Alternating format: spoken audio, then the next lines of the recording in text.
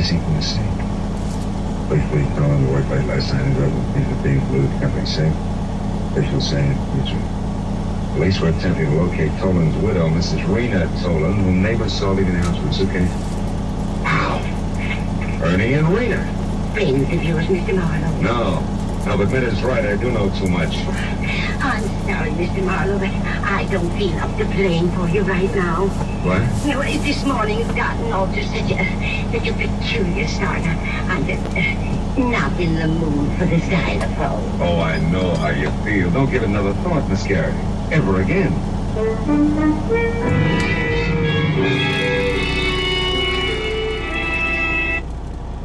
No matter how famous you are, no matter how many people admire you, being black in America is tough. LeBron, to me here, is embracing his victimhood. This is not the racism that needs to be stamped out in America. This is an inconvenience for LeBron. Someone spray painting something on a millionaire's home. He's not a victim in that situation? Hell no! It was nothing. It's nothing, Chris. It wasn't that big of a deal.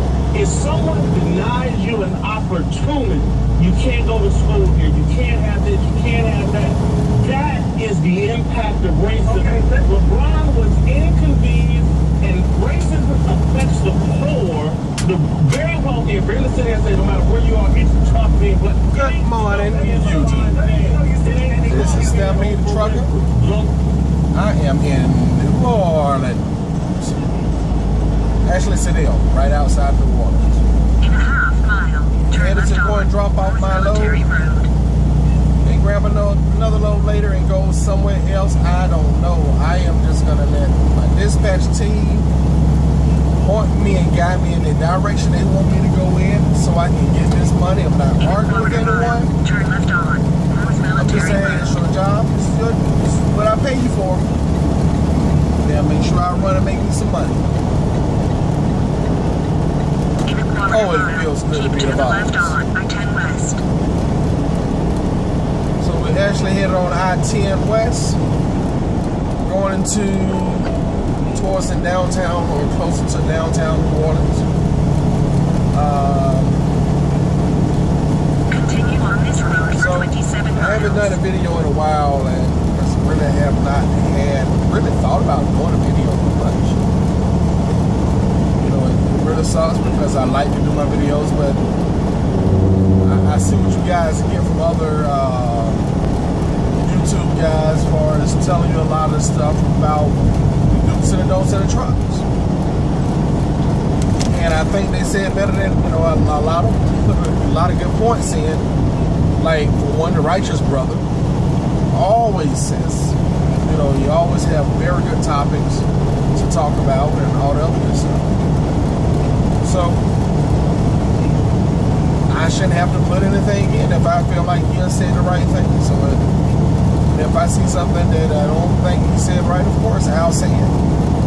But I was looking at a lot of other videos lately. You got the Righteous Brother, you got Woody, Porsche, and Sean and the other brother, and Casanova.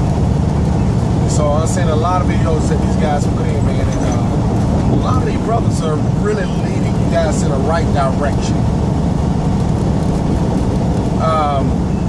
Now, I've been driving for 5 years. I've been in this game for 5 years. I've been owning my truck. I've been having my own authority for over 3 years. And I have seen this industry grow a lot. Now, you got a lot of drivers who've been in the game roughly about, I think Casanova been in the game for a minute. I listened to that brother. Really didn't have a lot of people doing YouTube videos back then. I think starting off in the game, I think it was Woody. He started first talking about trucking, or started doing videos and stuff like that in the trucking industry. Of course, you had a lot of guys come in and go out, and a lot of them got fired over the videos and stuff that they made, and just a bunch of BS. You had some guys who want to come here and just play games. They rather be video stars than truck drivers. That should ask a lot. Should question a lot of people about their agendas. One thing about this industry, and I have learned over the 5 years of me driving, it is a lifestyle. Being a truck driver is a lifestyle.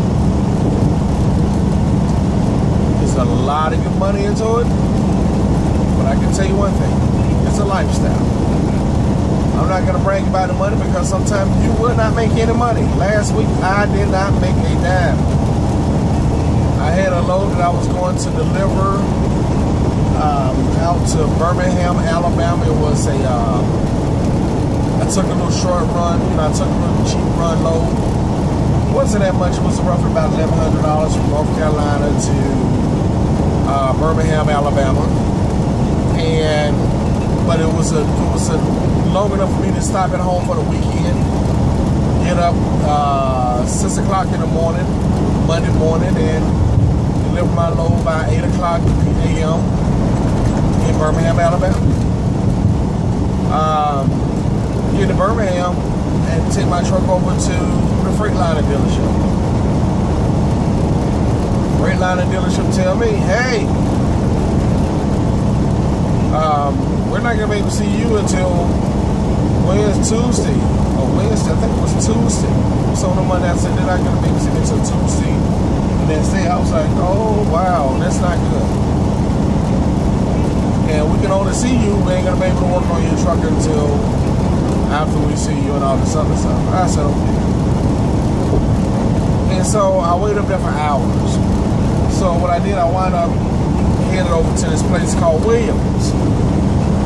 I go to W. Williams, and they tell me, I dealt with W. Williams before in Atlanta, and the guys in Atlanta, you guys saw a bunch of good guys. I really like you guys. You guys are honest. You guys don't BS around, and you guys really do your work. Now, mind you, I said that about Atlanta. So I'm up here in Birmingham, going to get my truck worked on, and we'll find out what was going on with it.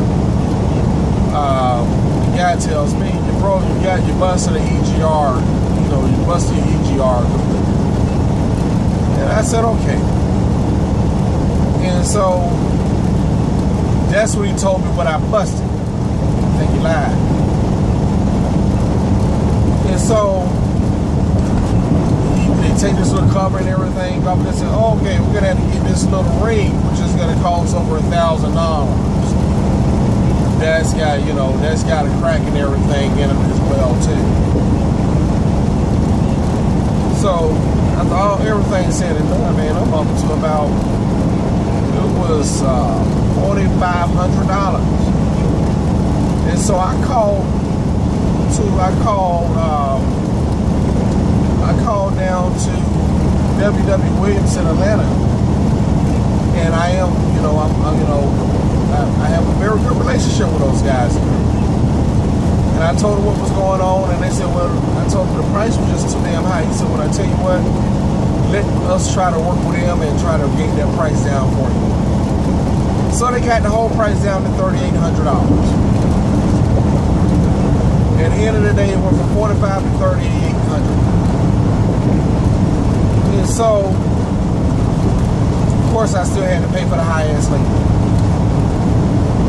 And so, after everything's said and done, I wind up spending $4,200 for a few nights in a hotel and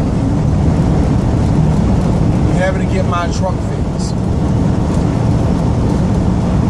But that $4,200, to me, you might as well just add $4,200 to the amount of money I could have made over that 4 days of me being broke down.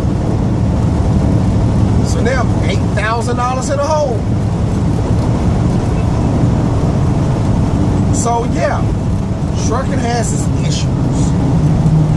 And damn it, I was not expecting to be hit in a hole last week, because I was like, okay, I gotta make sure that I gotta pay my, I gotta go and pay this school so my daughter get up at college, make sure we get us transcripts and all this other good stuff. But but that was my goal to do that. So of course, that last week I was unable to do it because they're making the money. And I, of course, wanted to tell you, as owner operator, always make sure that you have a credit card or you have a secured credit card, and try to put about $10,000 on that card. Well, I didn't put $10,000 on. I had about $5,000 on my card. So I'm trying to build back up now so I can get the $5,000 back on there. So then after that, I got to put more money in so I can get more money back on into my $10,000 goal. So I wasn't quite at my $10,000 saved up, but I got to replenish that money like ASAP. So that's why right now I got to run hard for the next 2 or 3 weeks so I can replenish all of that money and everything else to catch myself back up. And so I get my truck and everything back. I do a run back to Atlanta. So I said to myself, it's Saturday morning. I said to myself, well, let me stop up in Williams just to take my truck in. So I get up there Saturday morning and well, hold on, I'm going too far. I'm going too far ahead of myself. So I leave that place. I leave Williams down in Birmingham. I go and grab me a load that was going up to North Carolina. But I was going to be able to stop at home over the weekend, and the load wasn't doing South Carolina until 1 o'clock Tuesday afternoon. So I had enough time to go ahead and knock it out. So when I get home, I decided to go ahead and drop the trailer, go and drop my truck over at Williams, and ask them to go back over everything. Because the day before, I had to put 3 bottles of antifreeze in my truck. Now, on the paperwork, they say that, hey, they refilled the coolant, they did oil change, they did all this and that shit. And that automatically have to do that because of having to redo the EGR coolant thing and all the other good stuff. So I'm pissed because I had to put about 3 bottles of antifreeze fluid in my truck. So it tells me that something wasn't right about that. So that Saturday morning, my truck is over at Williams. And I had to go pick my truck up Tuesday morning. I told him to look over everything. And so I get this report saying my antifreeze hasn't been flushed. They said that I have not had an oil change for pretty much a PM. Now, W.W. Williams charged me $799 for a freaking oil change, and pretty much I don't even think it was a freaking PM, but $799 for the oil change and a coolant replacement. To me, that's some dirty shit. Excuse my French, but how the fuck are you going to sit up here and charge me that much money and you don't do the job? So I called them back and I said, listen, we have a problem. You guys did not freeze, and you guys did not Speed limit change reduced my ahead. oil. So therefore, I'm going to require for you to give me a refund on the monies that's due to me for not doing those things. You have 24 hours to do so. Verbal communication Speed warning. between one of the guys up there, myself, and also send an email. And the reason why I told you earlier to make sure that you put your money in a secured debit card or get yourself a credit card. So 24 hours go past, nothing happened. 48 hours go past, nothing happened. So 72 hours said I called back and I said, since you guys broke your promise or you refuse to refund my money back to me, I cancel the entire transaction. And so now I got a letter from the county ready to try to file a lawsuit against me. Now, they don't understand that their sister company has a rundown of my truck showing me what has not been done.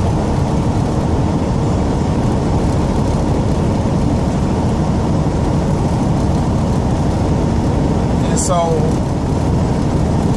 I think my work is going to be done for free.